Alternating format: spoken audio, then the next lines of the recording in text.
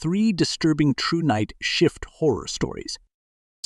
With an hospital haunting, Sarah had always loved her job as a night shift nurse at the old county hospital. The quiet of the night allowed her to focus on her patients without the hustle and bustle of the day. However, there was one wing of the hospital that always gave her the creeps, the abandoned psychiatric ward. This section of the hospital had been closed for years, but strange noises and unexplained events made it a source of many ghost stories among the staff. One night, Sarah was making her rounds when she heard a faint crying sound. It seemed to be coming from the direction of the old psychiatric ward. She hesitated for a moment, knowing she was supposed to avoid that area, but her curiosity got the better of her. She decided to investigate, thinking it might be someone in need of help.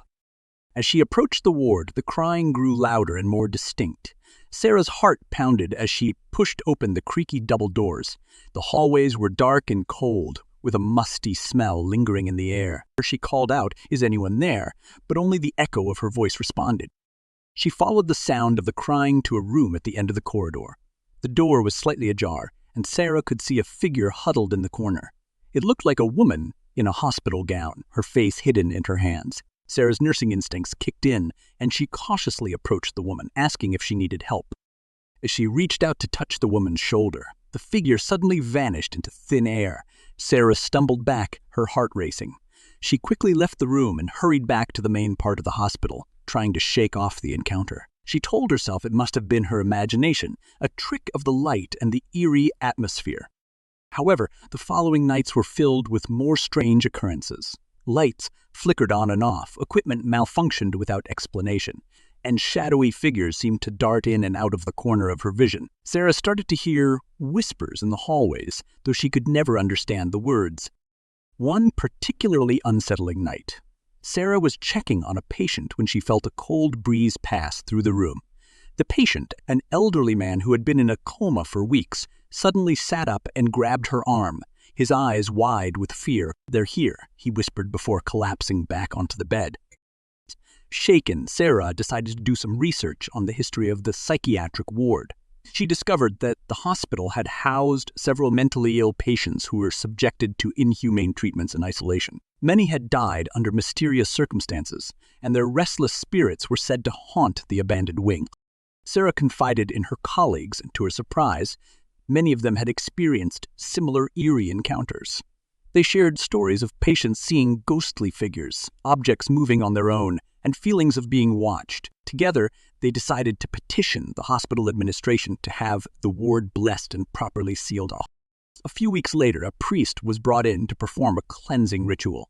The strange occurrences lessened, but Sarah could never shake the feeling that the spirits of the past still lingered, watching over the hospital and its night shift workers. She continued her job, always wary of the shadows that seemed to move just out of sight, a constant reminder of the hospital's dark history.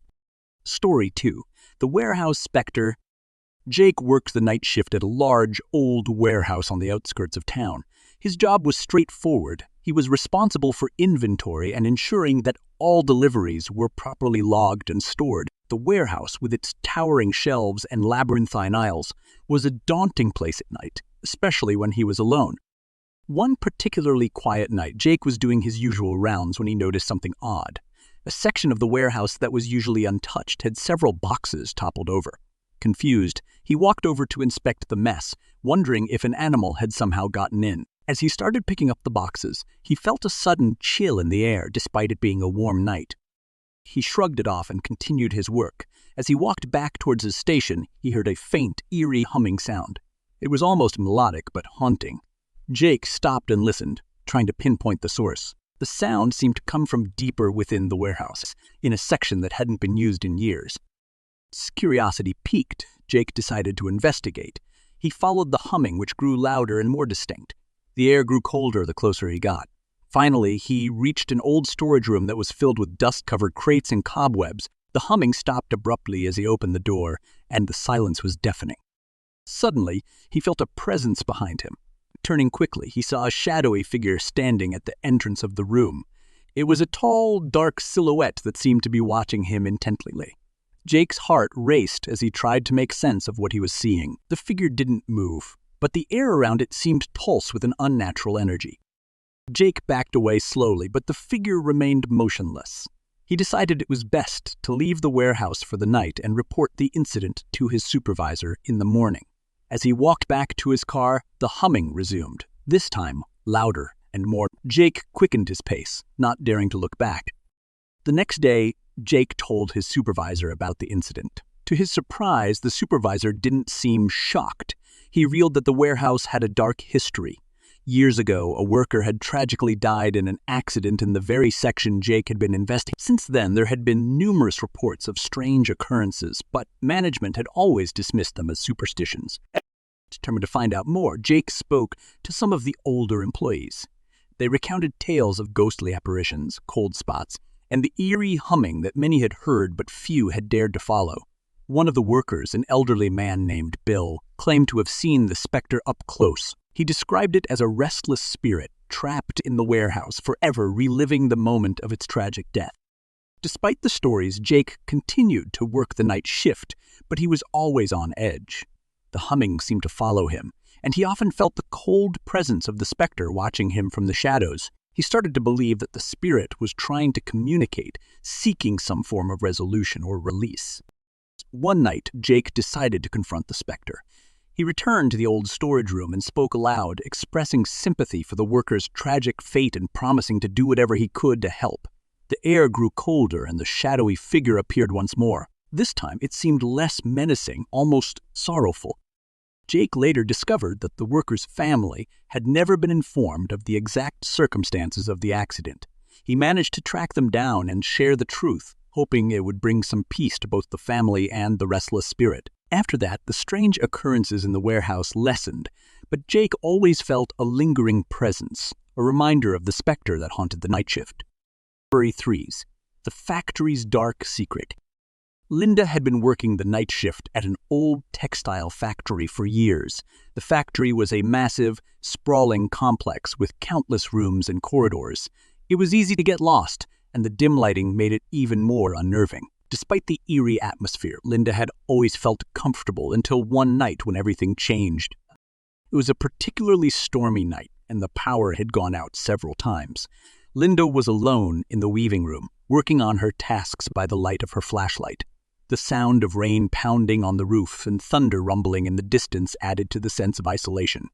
Suddenly, Linda heard a loud crash coming from one of the adjacent rooms. She grabbed her flashlight and went to investigate, thinking that a piece of machinery had malfunctioned. As she entered the room, she saw that a large metal beam had fallen, but there was no obvious reason for it to have come loose.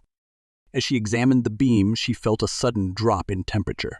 Her breath formed visible puffs in the air, and she felt a chill run down her spine. She heard faint whispers, indistinct but definitely human. Turning around, she saw a shadowy figure standing in the corner of the room.